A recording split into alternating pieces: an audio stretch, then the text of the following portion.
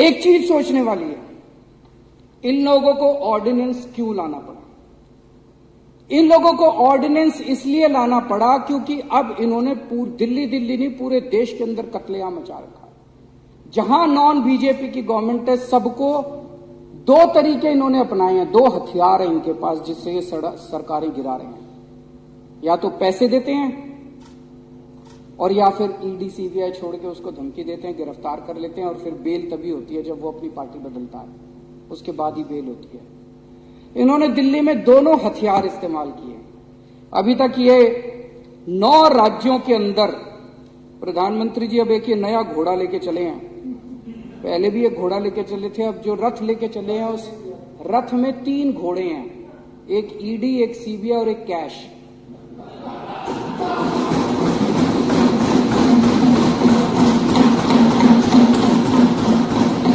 तो मोदी जी एक 3 रथ वाला घोड़ा लेके चले हैं। इस रथ से इन्होंने अरुणाचल प्रदेश जीत लिया, अरुणाचल प्रदेश की सरकार गिरा दी, मध्य प्रदेश की सरकार गिरा दी, कर्नाटक की सरकार गिरा दी, पुडुचेरी की सरकार गिरा दी, मणिपुर की सरकार गिरा दी, गोवा की सरकार गिरा दी, महाराष्ट्र की सरकार गिरा दी, उत्तराखंड की सरकार गिरा दी, मेघालय की सरकार गिरा दी। फिर इनका रथ दिल्ली पहुंचा। दिल्ली में इन्होंने, आप में से कई लोगों ने आके बताया कि कई लोगों के पास गए थे, बोले 25-25 करोड़ रुपए ले लो, है ना। दिल्ली वालों ने हीरे चुन के भेजे हैं जो एक आदमी ने बिका। 25-25 करोड़ में भी नहीं बिके, कोई नहीं बिके। फिर इन्होंने ईडी सीबीआई भेजी, सतिंदर जैन को गिरफ्तार कर लिया, मनीष सिसोदिया को गिरफ्तार कर लिया। अभी हम महाराष्ट्र के अंदर तो खेल देख ही रहे हैं, जो जो पार्टी छोड़ के उनकी पार्टी में जा रहे हैं सबकी बेल होती जा रही है, सबकी बेल होती जा रही है, ईडी की सबकी। आज अगर मनीष सिसोदिया और सतिंदर जैन अगर इनकी पार्टी में शामिल हो जाए, कल बेल हो जाएगी। कोई उन्होंने कुछ गलत काम थोड़ी कर रखा है, ये तो नौटंकी चल रही है। तो उनकी वो भी अब डटे हुए हैं कि तुम्हारी ईडी सीबीआई जो मर्जी कर लो, पूरी जिंदगी जेल में रख लो, लेकिन तुम्हारी पार्टी में नहीं आएंगे।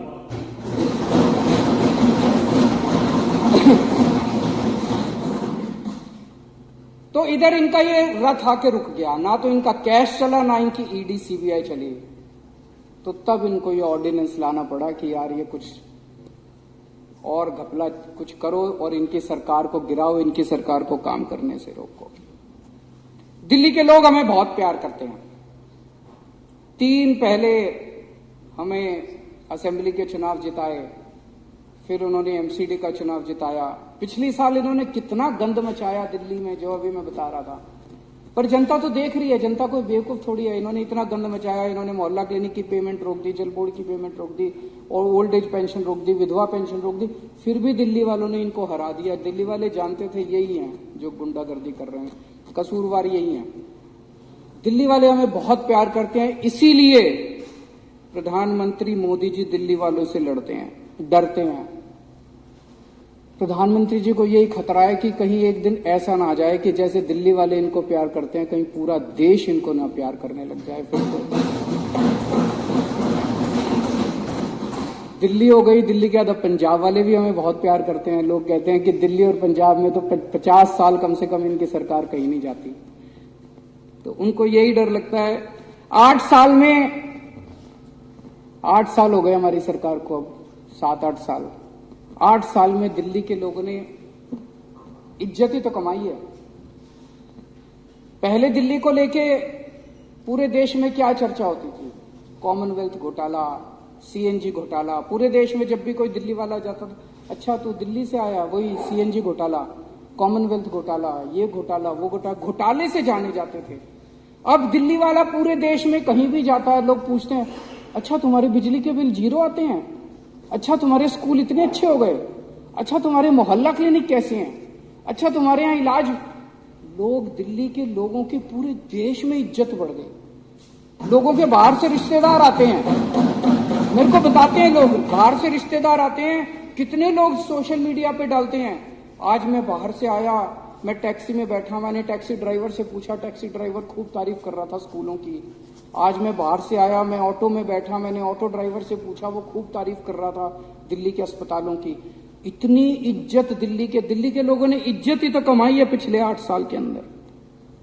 इन्होंने हमारे इतने काम रोके, पूरी कोशिश कर ली। पिछले 8 साल से प्रधानमंत्री जी पर्सनली लगे हुए हैं हमारे सारे काम रोकने के लिए। उसके बावजूद भी हमने स्कूल ठीक कर दिए, मोहल्ला क्लिनिक बना दिए, अस्पताल अच्छे कर दिए, अस्पतालों के अंदर इलाज मुफ्त कर दिया, महिलाओं का किराया मुफ्त कर दिया, बिजली 24 घंटे कर दी, बिजली फ्री कर दी, पानी घर घर पहुंचा दिया, पानी फ्री कर दिया, तीर्थ यात्रा करा के ला रहे हैं बुजुर्गों को, कच्ची कॉलोनियों के अंदर इतना बड़ा सड़क बना रहे हैं, पानी की पाइपलाइन लगा रहे हैं, सीवर का नेटवर्क लगा रहे हैं। ओल्ड एज पेंशन आज सबसे ज्यादा पूरे देश में दिल्ली के अंदर मिल रही है। सबसे कम महंगाई, ये मैं नहीं कह रहा, केंद्र सरकार का आंकड़ा कह रहा है, सबसे कम महंगाई आज दिल्ली के अंदर है, दिल्ली के लोगों के। और जगह जगह सड़कों का निर्माण कर रहे हैं, इतने काम कर रहे हैं। मेरे को लगता है अगर सबसे ज्यादा काम करने का कोई नोबेल प्राइज होता तो वो दिल्ली की जनता को, 2 करोड़ लोगों को। मुझे कई बार लगता है कि भगवान की कृपा है दिल्ली वालों के ऊपर कि इतनी सारी, इतनी शक्तिशाली शक्तियां हैं जो दिल्ली के कामों को रोकने की कोशिश कर रही हैं।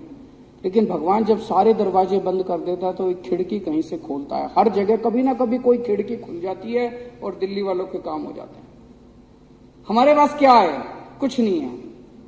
ये पिछले 2 साल से सारी सीबीआई ईडी लगी हुई, अगर 100 करोड़ रुपए खा गए ये लोग। अरे कहीं कोई एक पैसा तो मिले, 100 करोड़ है कहां? 100 करोड़ खा गए। हमारे पास अगर है तो हमारे पास आशीर्वाद है। आज दिल्ली के स्कूलों में 18 लाख गरीबों के बच्चे पढ़ते हैं, उनका भविष्य बना दिया, उनके माँ बाप फीस देते हैं उनको। आज दिल्ली के मोहल्ला क्लिनिक में, दिल्ली के अस्पतालों के अंदर करोड़ों लोग अपना फ्री में इलाज कराते हैं। जिसका भी फ्री में इलाज होता है, ऑपरेशन होता है, बीमारी ठीक हो जाती है, वो हमें आशीर्वाद देके जाता है। आज दिल्ली के घर घर के अंदर 0 बिजली का बिल आता है। जितने गरीब हैं वो तो हमें आशीर्वाद देते हैं कि नहीं देते हैं? कितने अभी तीर्थ यात्रा पे मैं एक ट्रेन को सी ऑफ करके गया था, इतना आशीर्वाद दे रहे थे बुजुर्ग जो तीर्थ यात्रा के लिए जा रहे थे। और जितने काम इन्होंने किया वो सारे पाप किए हैं और ऊपर वाला देख रहा है। इन्होंने लोगों के अस्पताल रोके, इन्होंने लोगों की दवाइयां रोकी, इन्होंने लोगों का पानी रोका। तो पाप अगर करोगे तो आपको उसका तो परिणाम भुगतना ही पड़ेगा और इसी जन्म में भुगतना पड़ेगा। किसी ने सही कहा है, ये जिंदगी भर यहीं बैठेंगे और अभी तो 8 हैं, देखना अगली बार 2 भी नहीं बचेंगे।